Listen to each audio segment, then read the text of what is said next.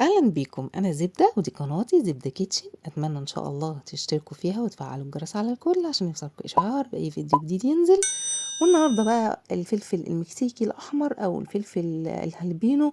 طبعا الوقت الموسم بتاعه موجود هو والزيتون، فانا قلت بقى اعمل لكم فيديو على السريع كده ان شاء الله.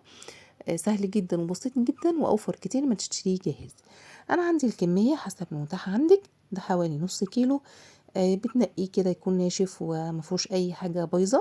هاخده اغسله ونبدا نقطعها البلانشه حلقات، مش رفيعه قوي ومش سميكه قوي، يعني متوسطه.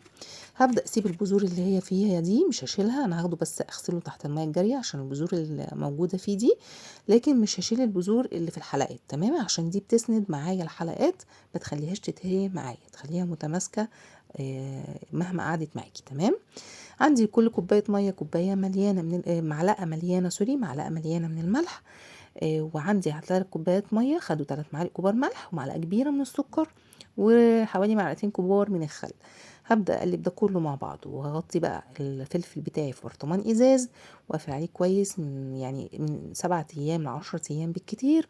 بعد ما يتخلل هتدخله التلاجة بتحافظ على المخلل، لو قعد معاكي سنة كاملة مش هيجراله اي حاجة، بس بعد ما يتخلل.